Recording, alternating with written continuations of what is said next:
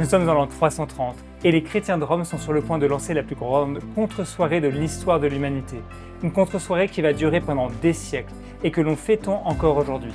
Cette contre-soirée, c'est Noël. Ces chrétiens romains seraient sûrement fiers de savoir que le Noël qu'ils ont lancé en 330 est encore vivant en 2025. Mais par contre, ils seraient sûrement extrêmement surpris sur la manière dont nous le vivons aujourd'hui. Parce que entre ce qu'ils vivaient à leur époque et ce que nous vivons aujourd'hui, Noël a complètement changé. Et oui, en effet, l'histoire de Noël est une histoire qui est pleine de rebondissements, qui a chamboulé l'Église.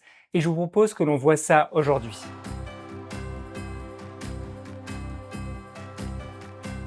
Vous êtes peut-être comme moi, vous avez peut-être entendu dire que Noël c'était une fête païenne qui avait été christianisée. Alors des fêtes païennes autour du 25 décembre, oui, il y en avait. Par exemple dans les pays scandinaves, vous aviez ce que l'on appelait la fête de Yule, qui commençait le 21 décembre à peu près au moment du solstice et qui durait une dizaine de jours. Et si vous descendez un petit peu plus dans le sud, on arrive dans les pays germains, et là on fêtait Odin. Et lorsque l'on descend un petit peu plus, on arrive à Rome. Et à Rome il fait beaucoup plus chaud, et on fête un autre dieu. Le dieu s'appelle Saturne. C'est une sorte de dieu de l'agriculture et ça commençait autour du 21 décembre et ça durait un mois dans lequel Rome était pleine de fêtes dans tous les sens. Et au milieu de cette fête, il y en avait une qui était particulière qui s'appelait les Juvénales. C'est une fête dans laquelle on honorait les enfants, on leur offrait des cadeaux, mais vous verrez, ça n'a absolument rien à voir avec les cadeaux que nous offrons à Noël à l'heure actuelle. Et d'ailleurs, si vous pensez qu'on offre des cadeaux à cause des rois mages comme moi je l'ai cru pendant longtemps, en fait ça n'a rien à voir non plus et on va voir comment est-ce qu'on en est arrivé là. Et donc nous sommes en 330 et à l'époque on fête Jésus au moment de l'épiphanie, c'est-à-dire le 6 janvier. Et à Rome les choses vont changer. On va décider le 25 décembre de faire une grande fête qu'on va appeler la fête de la Nativité. Il y a plusieurs hypothèses pour savoir pour lesquelles on avait choisi le 25 décembre. Par exemple, les pères de l'Église, Saint Jean Chrysostome en particulier, pensaient que les chrétiens de Rome avaient accès au registre des Romains et savaient exactement quel jour était né Jésus. Mais ça c'est complètement faux, les Romains n'avaient pas un registre avec toutes les naissances des personnes de l'Empire. Au moment de sa naissance, Jésus n'était pas quelqu'un de particulier. Il n'y a aucune raison pour laquelle les Romains auraient voulu consigner sa date de naissance. Et d'ailleurs, même l'année, on n'est pas sûr. On pense que c'est entre l'année -6 et -4 avant Jésus-Christ. Ça vous dit un peu le fait qu'on soit absolument pas clair sur quand est-ce que naît Jésus. Alors il y aurait une deuxième hypothèse, et c'est celle auquel j'ai cru jusqu'à il y a 15 jours, c'était qu'on avait choisi cette date à cause de deux passages de la Bible. Le premier passage, c'est dans Malachie 3:20, c'est lorsque l'on appelle le Messie le soleil de justice. Et l'autre passage, c'est Jean 3:20. Vous savez, c'est le moment où Jean-Baptiste dit à ses disciples « Il faut que lui, il croisse et que moi, je décroisse ». Et donc je croyais, comme beaucoup de personnes, que l'idée, c'était qu'on ait mis la fête de Jean-Baptiste autour du 25 juin, au moment où le soleil va décroître, et de l'autre côté, on avait mis Jésus autour du 25 décembre, au moment où le soleil va croître. C'est une super hypothèse, et pendant des années, j'ai cru que c'était ça. Mais en fait, c'est complètement faux. Ça n'a rien à voir avec ces deux passages bibliques. Ce sont des choses qu'on a rajoutées a posteriori parce qu'on a trouvé que ces passages bibliques pouvaient bien compléter le choix qu'on avait fait de la date. La vraie réponse, elle est à Rome. Qu'est-ce qu'il se passe pendant ce mois? C'est une immense fête. On a un mois de fête, de festivités où les esclaves ont beaucoup plus de liberté. Et il y a un jour particulier, le 25 décembre, où les Romains vont fêter le Sol Invictus, le soleil invaincu. Et le problème qu'ont les chrétiens, c'est que ces grandes fêtes, ce sont des fêtes païennes. Et eux, ils auraient aussi envie de participer à cette grande effervescence. Ils vont pas aller dans la rue avec les païens et se mélanger à ce culte. Et donc, ils vont décider de faire la plus grande contre-soirée de l'histoire de l'humanité. Ils vont dire aux autres chrétiens, le soleil invaincu, cette grande fête qu'ils vont faire, et bien en fait, le soleil invaincu, c'est Jésus. Et donc, ils vont lancer la fête de la Nativité le 25 décembre. Ça va leur permettre de participer à ces grandes fêtes, mais en ayant leur propre Dieu, leur propre raison de faire la fête. Alors ça peut nous sembler bizarre qu'ils aient choisi le 25 décembre de manière un peu arbitraire, mais en fait c'est assez courant à l'époque. Par exemple, Platon, on a décidé de le fêter le jour d'Apollon. Mais par contre, il n'y a aucune confusion pour les chrétiens. Il y a bien la fête du Sol Invictus et de l'autre côté, la fête de la Nativité. Et les chrétiens qui oseraient mélanger les deux se font reprendre très fortement par leurs évêques. Vous avez par exemple des homélies de saint Augustin et de saint Tertullien qui viennent rappeler aux chrétiens qu'ils n'ont pas du tout le droit de se mélanger aux fêtes païennes de l'époque. Mais alors comment est-ce que les chrétiens faisaient la fête? Bien, ils allaient effectivement à la messe, il y avait une liturgie qui était déployée, mais ensuite, c'était plutôt un carnaval. Rien à voir avec la fête familiale que l'on a à l'heure actuelle. On allait dans les rues, on buvait, on faisait la fête, on se retrouvait entre amis, et on se mélangeait donc avec l'esprit de fête qui embrasait l'ensemble de Rome. Et donc cette fête qui a commencé à Rome, elle va s'étendre rapidement à tout l'Empire romain. petit à petit, on va fêter la fête de la Nativité, jusqu'à ce qu'elle soit même en concurrence avec Pâques comme étant l'une des plus grandes fêtes. Et donc vers l'an 400, ce n'est plus l'Épiphanie, mais bien Noël qui fête la Nativité de Jésus. Au 5e siècle, ça devient même le début de l'année liturgique. Petit à petit, ça devient aussi un jour chômé civilement. On impose la communion et on étend la période de fête jusqu'à l'Épiphanie. Ça nous donne donc 15 jours de fête pour les chrétiens. Et avant qu'on découvre comment est-ce qu'on a rajouté l'Avent à tout ça, n'hésite pas à liker, à t'abonner à la chaîne et à mettre un commentaire si tu veux.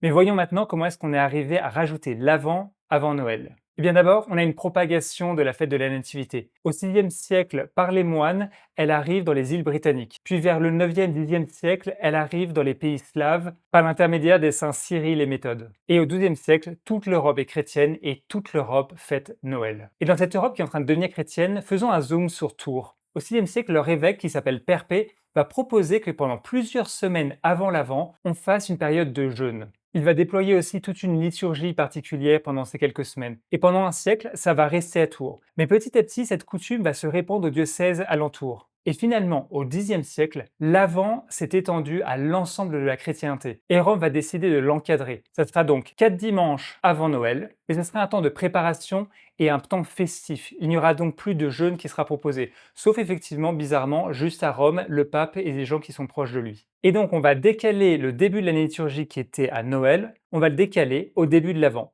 Et ça va rester là jusqu'à aujourd'hui. C'est comme ça qu'on est arrivé à un début d'année liturgique de l'Épiphanie, à Noël, puis au début de l'Avent.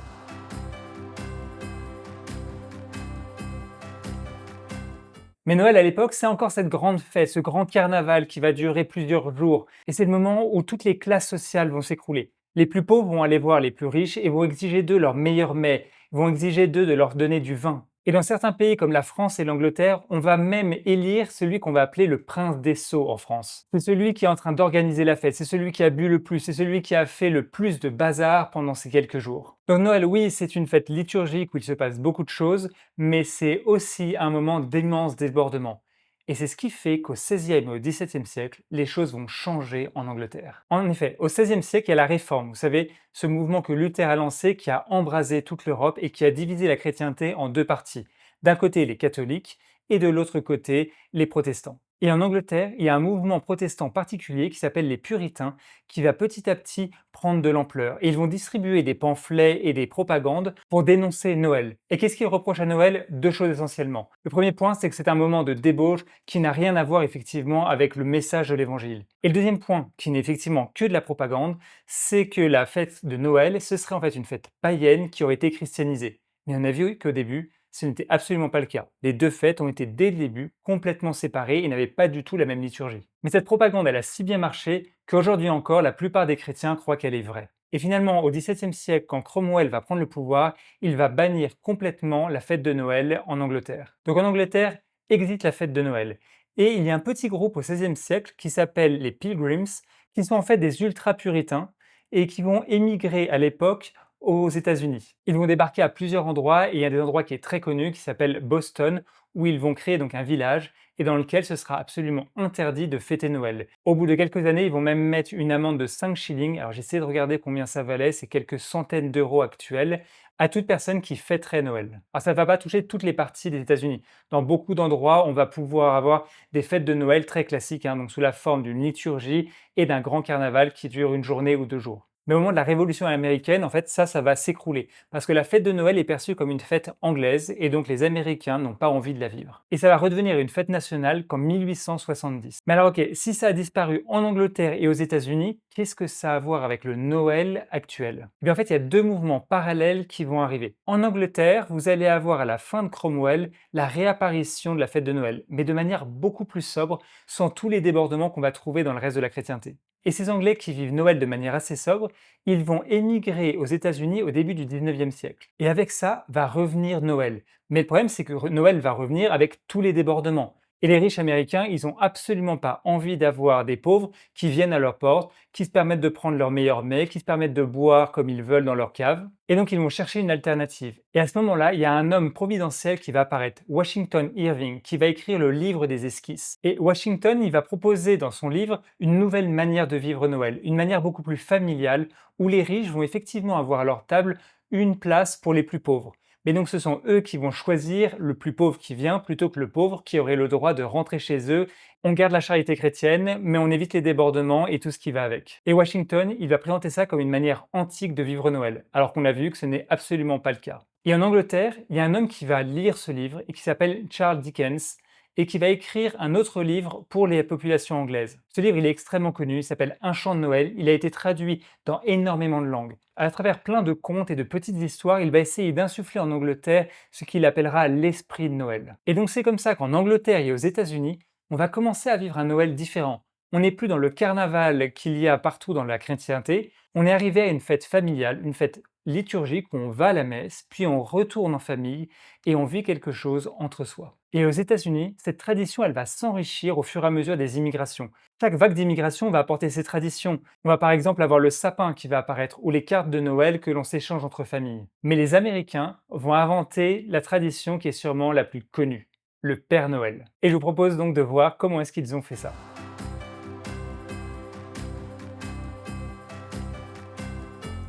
On est au début du 19e siècle, en 1822. Noël vient de réapparaître aux États-Unis et il y a un pasteur protestant qui s'appelle Clément Moore qui va écrire un poème. Ce poème, il parle de Saint Nicolas, un saint du IIIe siècle qui avait donné toute sa fortune aux pauvres pour s'occuper des enfants et des matelots. Et ce poème, il va faire absolument fureur aux États-Unis parce que l'éducation aux États-Unis pour les enfants, elle est extrêmement stricte et ça donnait aux parents qui avaient envie une occasion de pouvoir donner des cadeaux aux enfants, d'être plus gentils avec eux sans risquer que tout le monde les regarde comme étant des parents déficients. Et donc c'est ce poème qui va être à l'origine du Père Noël tel qu'on le connaît maintenant. Mais par contre, l'iconographie, elle arrivera que dans les années 1870. C'est un dessinateur qui s'appelle Thomas Nast qui va faire des croquis à partir de ce poème, mais qui sont des croquis qui servent à la propagande de l'armée. Les gens et la tradition vont complètement oublier la question de la propagande, mais par contre le schéma, le dessin de cet homme en bon point avec sa barbe blanche et son chapeau rouge va rester dans les consciences et va se propager dans le monde entier. Et donc nous sommes au début du XXe siècle. Aux États-Unis, cette tradition est bien ancrée,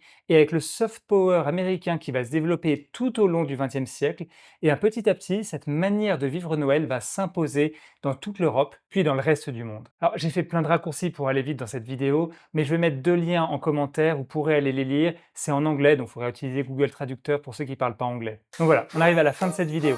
N'hésitez pas à me mettre un commentaire pour me dire ce que vous avez pensé de la vidéo ou s'il y a un sujet qui vous intéresserait. À liker et à vous abonner à la chaîne.